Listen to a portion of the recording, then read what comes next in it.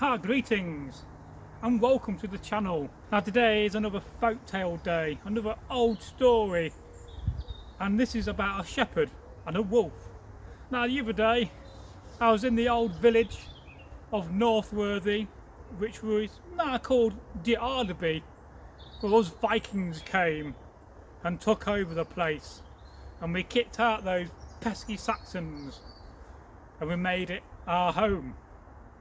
And I was in a longhouse, a very smoky filled longhouse at Neil Sigmundson's. I'd not seen him for a while. I knocked on his door and I said, "Hello Neil, how are you doing?" And he said, "Oh Braggy, come in, have some mead, sit by the fire, by the hearth." And Neil is a very famous farmer. He has lots of sheep and he's a great sheep farmer. And he told me a story he was told the other week about the shepherd and the wolf. So come with me and let's explore this tale. So many years ago, in the medieval age, not far from here, there was a shepherd and he had a good amount of sheep. He's many years old and had been shepherding for many years. And he lived in the hills near the moors of the Peak District, what we know today, or in Derbyshire, way up north. And in those times, you had to be careful when you was out in the wilds. Not only did we have Anglo-Saxons knocking about, of course we also had bandits, robbers, and worse, we had animals like wolves and bears. And this story revolves around the wolf and the shepherd with his sheep. Now for some time the shepherd was out shepherding his sheep. He would sit under a tree and relax whilst the sheep ate the grass in the rough tall fields. Not like fields today, they was overgrown, but sheep was a great way to manage the land. And so they was eating away at the grass, munching and munching.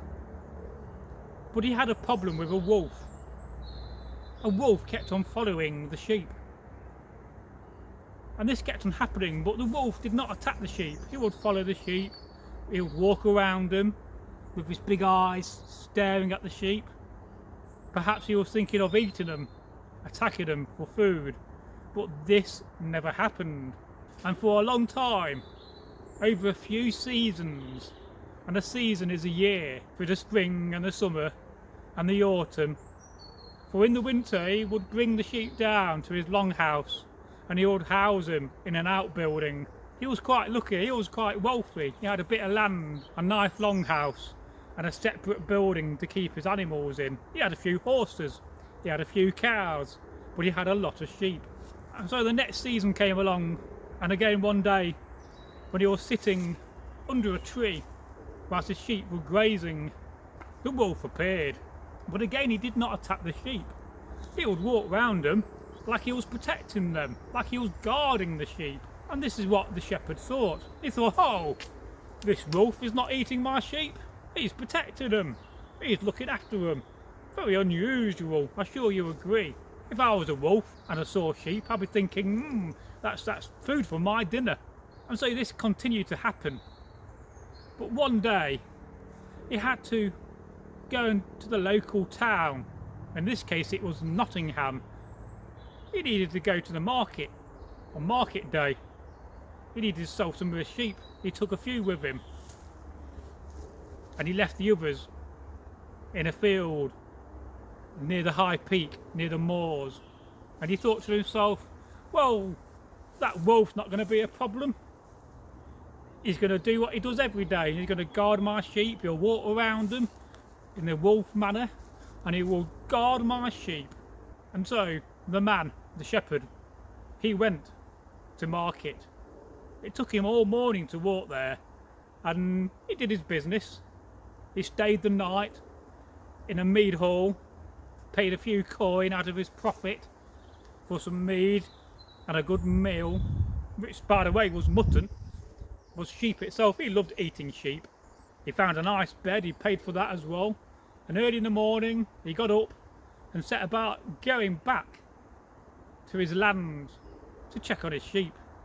He's been walking all day, went over an old bridge, went through a few villages. He knew a few people there, said hello, had a quick chat. Somebody offered him some water. He was very thankful for that, because not all water was clean back in the medieval times. And then eventually he was walking closer to where his sheep was.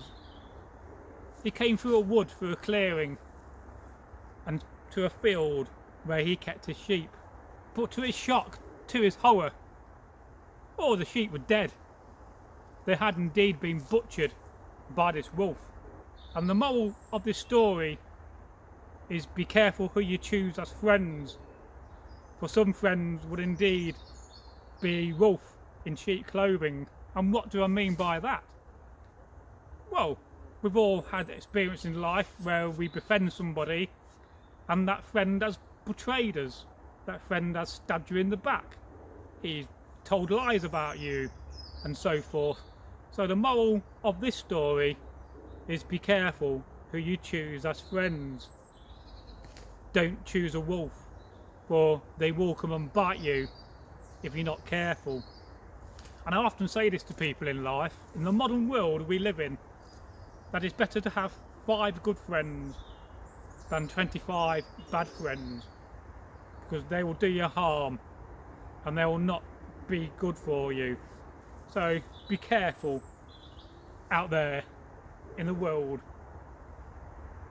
The end of the story, an old English medieval story, and I do hope that you enjoyed this story.